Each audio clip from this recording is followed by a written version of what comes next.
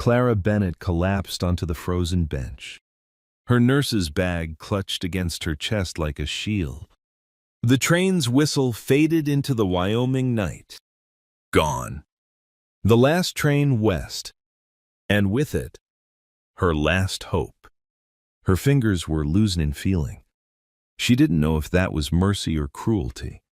December 1887 had teeth.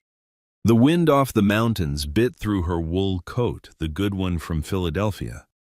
Now worthless against frontier cold, snow began to fall. Soft at first, then harder. The station's single oil lamp flickered like a dying heartbeat. She tried to stand. Her legs buckled. This was how it ended. Then, not in a hospital where she belonged, but on a forgotten platform in the middle of nowhere. Ticket stolen, money gone. Pride all she had left, and pride couldn't start a fire. Hoofbeats broke through the wind. Clara looked up through the snow. A rider, tall in the saddle, dark coat dusted white. He reined in his horse, a massive bay that snorted steam into the frozen air. The man dismounted, moved toward her with deliberate steps. "Station's closed," Clara said, hating how her voice shook. "I can see that." His voice was deep. "Careful. You waiting for someone?" "The train. It left. Last one went an hour ago." "I know." He stood there, studying her. She could barely make out his face in the lamplight, weathered. Maybe 35. Eyes that had seen things. Money in the cut of his coat. "I don't need pity," she said. "Good. I don't give any." He held out his hand. "But I won't leave you to freeze either." Clara looked at his hand, looked at the empty darkness behind him, looked at her own hands, blue-tinged in the lamplight. She took his hand. He pulled her up with surprising gentleness, steadied her when she swayed. Up close, he smelled like leather and pine and something indefinable safety. Maybe, though she'd stopped believing in that. "James Coleman," he said. "People call me Cole. Clara Bennett." He lifted her onto his horse like she weighed nothing, swung up behind her. His coat came around her shoulders without asking. As they rode into the dark mountains, Clara looked back once. The empty station disappeared into the snow. Everything she'd been running toward vanished, but the warmth at her back was real. She allowed herself to lean into it. Just this once, Clara woke to firelight and the smell of coffee. For one confused moment, she was back in the hospital dormitory. Then she saw the bearskin rug, the rough-hewn ceiling beams, and remembered. The cowboy, the ride through darkness, strong arms lifting her down. She sat up fast, too fast. The room tilted.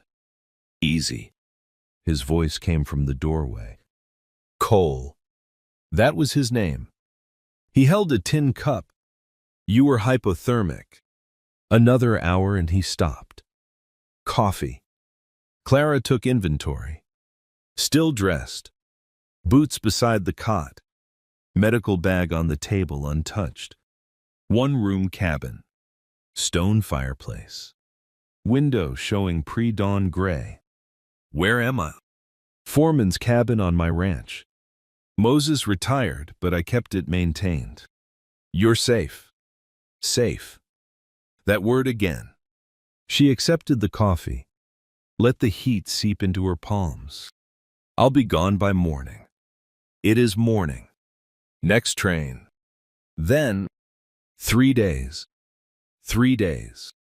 Clara's chest tightened. 3 days of charity. Of owing. Of being the pitied woman who, "I'll work for room and board," she said. "I'm a surgical nurse." "Your ranch hands get injured." "I can help." Cole leaned against the doorframe. You don't have to. I'm not a charity case. Mr. Coleman. Something shifted in his expression. Respect. Maybe just Cole. And if you're offering, I won't refuse. This ranch is dangerous work. As if summoned, shouting erupted outside. Cole moved fast. Clara grabbed her bag, followed. The scene was chaos. 3 ranch hands struggling to hold down a 4th. Pablo, someone yelled, caught his arm on barbed wire. Blood soaked his sleeve, dripped into the frozen mud. Clara didn't ask permission. She knelt, opened her bag, took control. Hold him still. Someone get me clean water.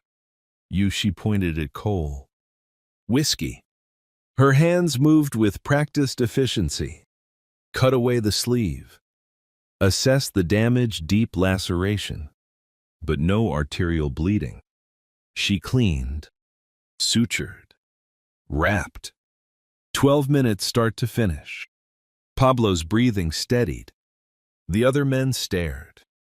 Clara stood, wiped her hands on her skirt, met Cole's eyes. 3 days, he said quietly. You work. You stay. No charity. No charity. She agreed. That evening, an old man arrived at the cabin. Gray beard, kind eyes, weathered hands. Moses. He looked at Clara through the window, then at Cole on the porch. Boss, the town's gonna talk. A woman that pretty, that young, staying here. Cole's voice was flat. They always do. But his hand gripped the porch rail so tight his knuckles went white. Inside, Clara pretended not to hear. She'd heard it all before. In Philadelphia, the whispers had destroyed her. She wouldn't let them destroy her again. The buckboard creaked to a stop in front of Harmon's General Store. Clara had forgotten what it felt like to be watched by dozens of eyes at once. No, she remembered. That's why she'd run west. Redemption. Wyoming wasn't much. False front buildings. Frozen mud streets. Mountains looming like judgments. But it had everything Philadelphia had. People. Gossip. Conclusions drawn before facts were known. Cole helped her down. You need a proper coat. Boots, too. If you're staying, I can't afford. Consider it wages. He was already inside before she could argue. The store smelled like dried goods and wood smoke. Mrs. Harmon, the proprietor, smiled too widely, eyes calculating. Mr. Coleman, how lovely. And this must be your guest. Miss Bennett works for me, Cole said evenly. She needs outfitting. He held up a heavy wool coat, deep blue. Well made. Clara touched it, hesitated. Taking things felt like sinking. The bell over the door chimed. Mrs. Eleanor Harris swept in like winter herself. 50s. Expensive dress. Eyes sharp as ice picks. The banker's wife. The town's self-appointed moral authority. James Coleman, she said, voice carrying. How generous of you to take in strays. Though one does wonder what services she's provided in exchange. The store went silent. Clara's face burned. Here it was. Philadelphia all over again. Different town. Same cruelty. Cole could stay silent. Could let it pass. Could. He stepped beside Clara. His hand rested briefly on her shoulder, a claiming gesture in frontier terms. Clara realized. Public. Deliberate.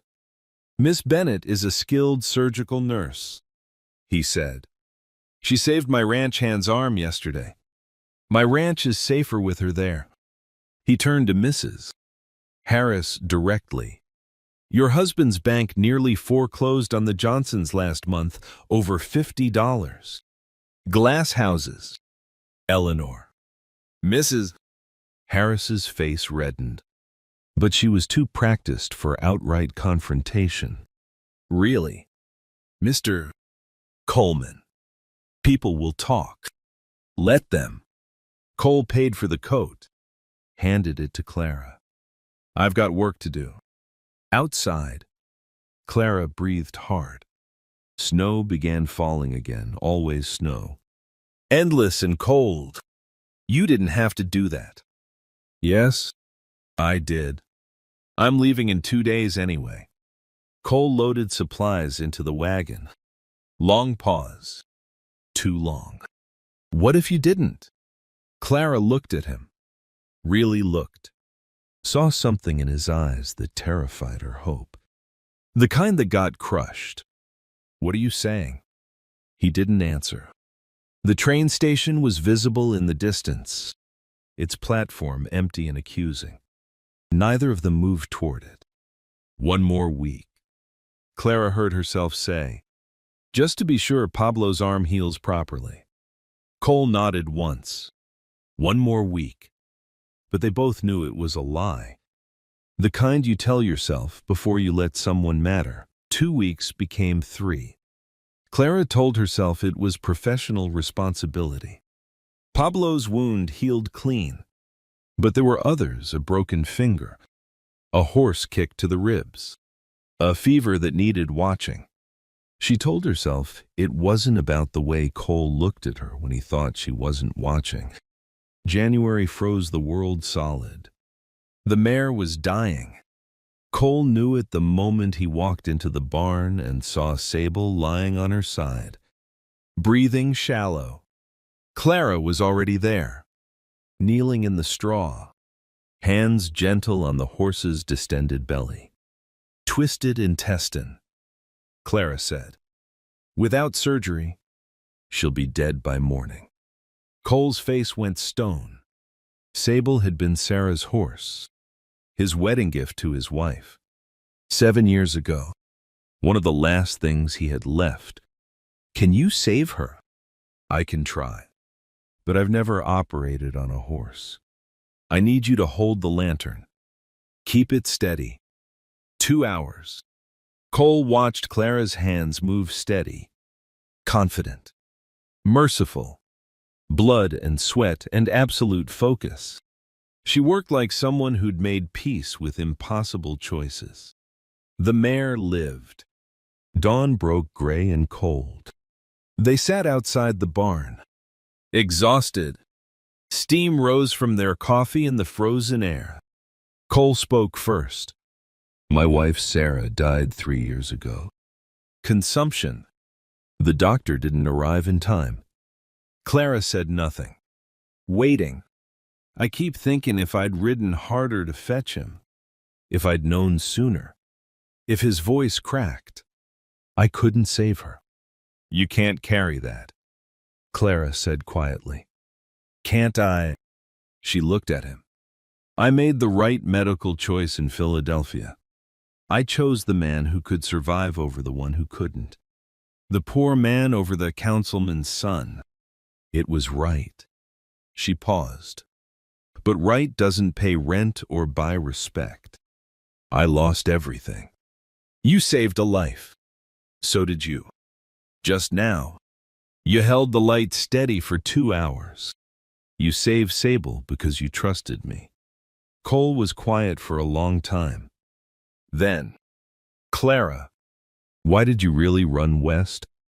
Because I'm tired of being punished for doing good. He understood. She saw it in his eyes. Later, Moses found Cole fixing the cabin window, adding a bookshelf, carrying extra firewood inside. You're courting her, Moses said. I'm making repairs. Sure you are, boss. Moses grinned. That woman's got a spine of steel and a heart she's afraid to use. Don't waste this. Cole said nothing. But that night, Clara watched from her window as he walked toward the main house. He stopped halfway, turned, looked back at her lit window, stood there a full minute, then continued on. Clara's hand touched the cold glass. The loneliness was worse now because she knew what it felt like to almost not be lonely. The blizzard hit at dusk, turning the world white in minutes. Cole had come to secure the cabin shutters. Got caught.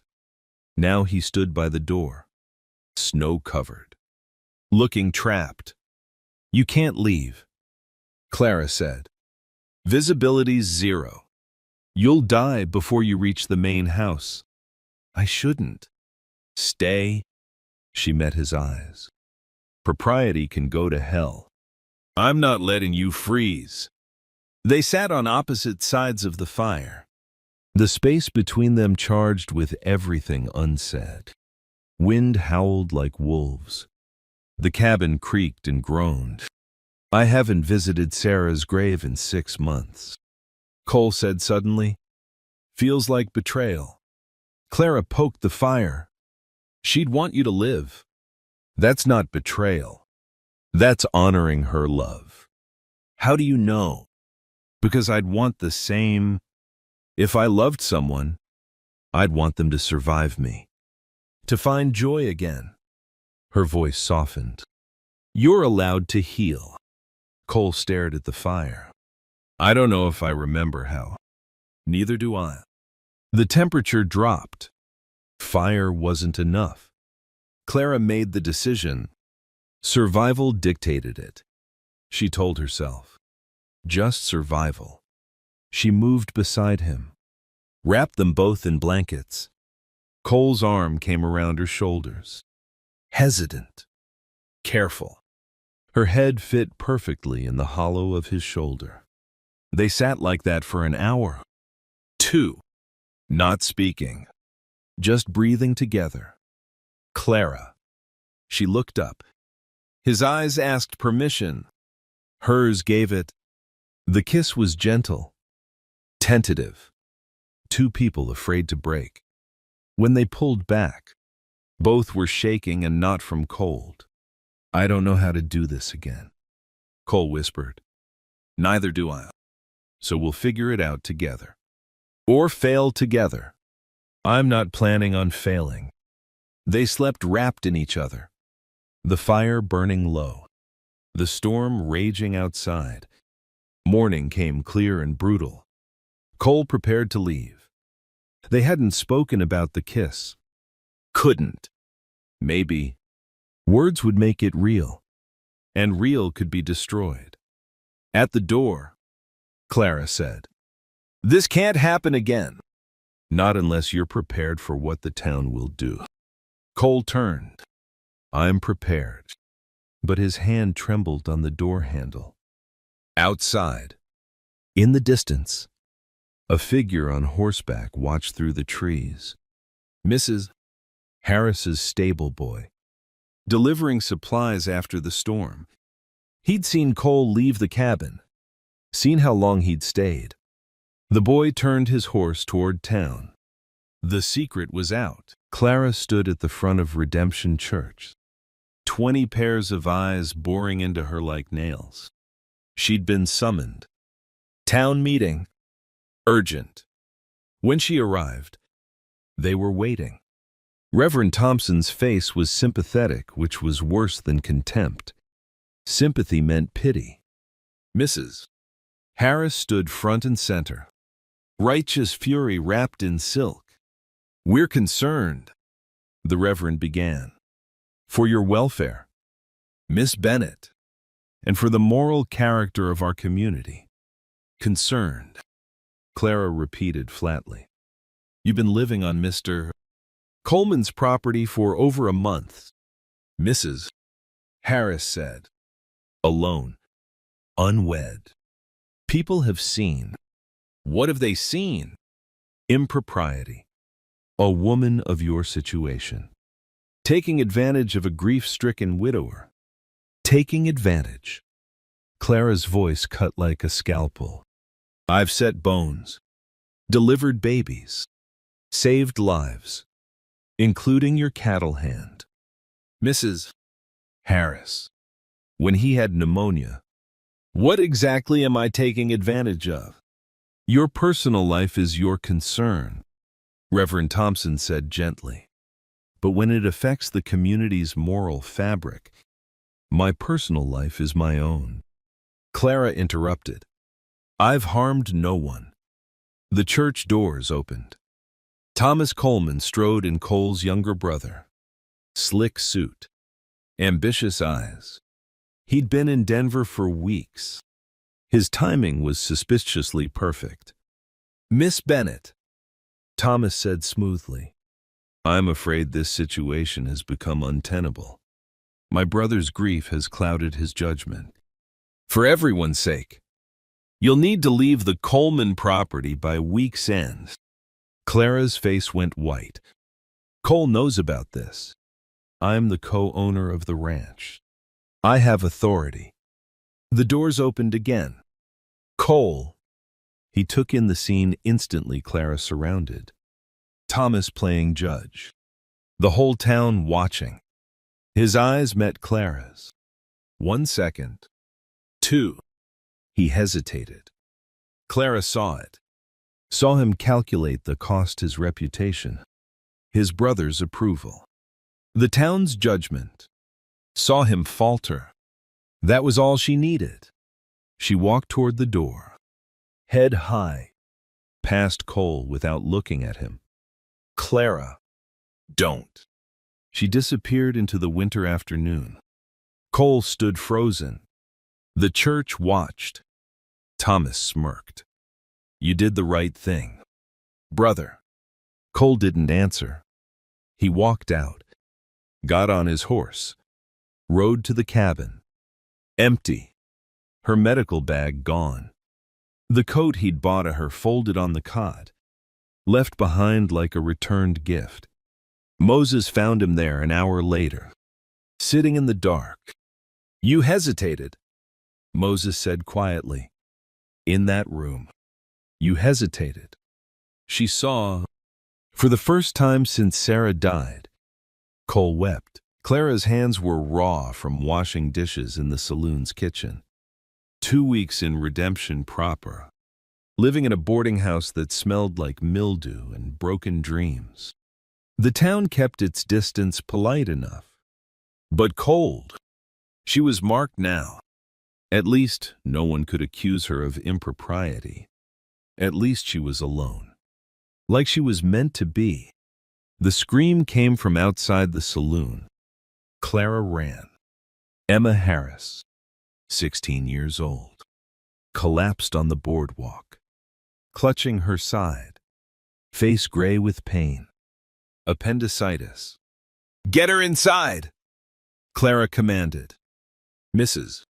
Harris arrived in minutes, took one look at her daughter, at Clara. What's wrong with her? Appendicitis. I need to operate now, or she dies. You're not a doctor. I'm all you have. Choose. Mrs. Harris looked at her daughter's gray face, nodded once. Clara operated on the saloon's kitchen table. Whiskey for anesthetic. A butcher knife she sterilized in boiling water. 2 saloon girls held the lantern steady. 30 agonizing minutes. The girl lived. Mrs. Harris sat with Emma afterward, holding her hand. Clara cleaned blood from her arms. Packed her bag. Thank you, Mrs. Harris said without looking at her. She needs rest.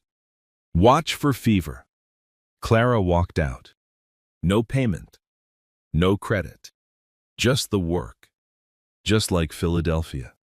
At the Coleman Ranch, Cole was falling apart. He didn't shave. Didn't eat. The ranch hands exchanged worried looks. Thomas kept pushing. Sell the ranch. Start over. Forget the nurse. Cole rode to Sarah's grave drunk. I'm sorry. He told the headstone. Sorry I'm such a coward. You deserved better. Clara deserved, his voice broke. I did it again. I failed again. Moses found him there.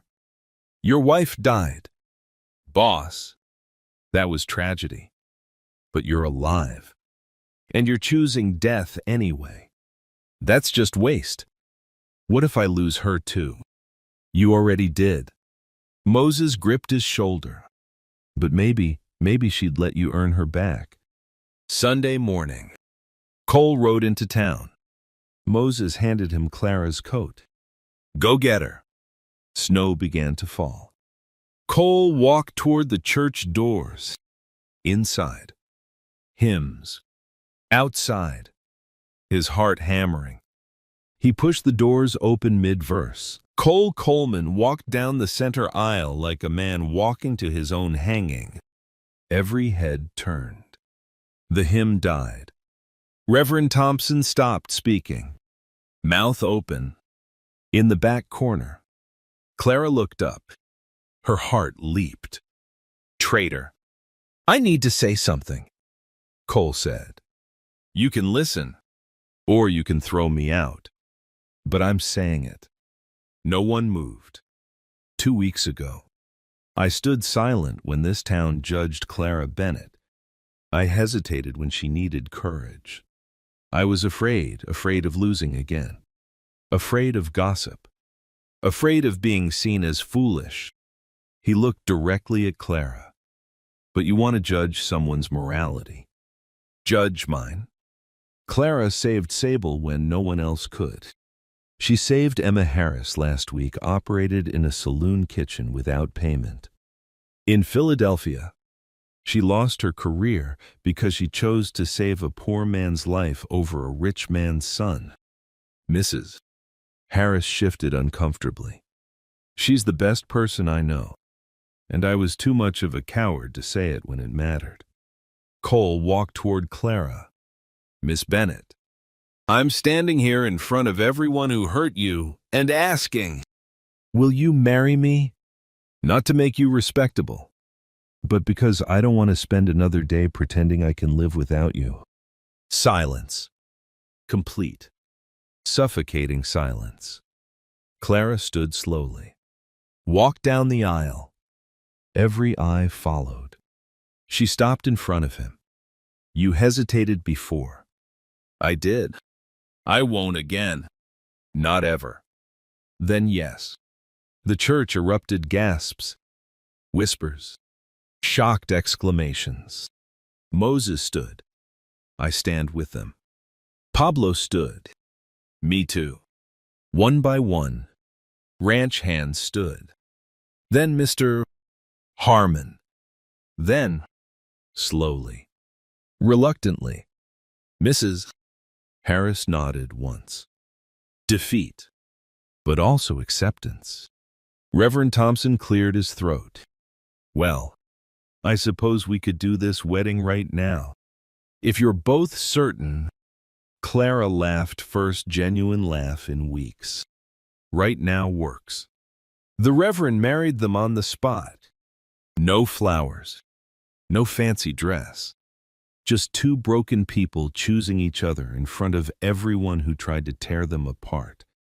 As Cole kissed his bride, someone began clapping. Then another. Then the whole church. Even Mrs. Harris. Barely. Begrudgingly. Clara whispered. This is insane. Cole smiled. Welcome to marriage. Outside. Snow fell soft and clean. The mountains stood witness, and for the first time in 3 years, Cole felt warm. April came to Wyoming like a promise kept.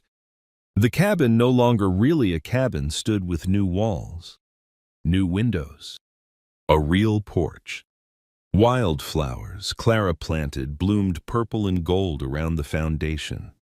Inside, the smell of fresh bread mixed with wood smoke. This was what home smelled like. Clara ran a small clinic from the added room. Everyone welcome. The town called her Dr. Coleman now, and she didn't correct them.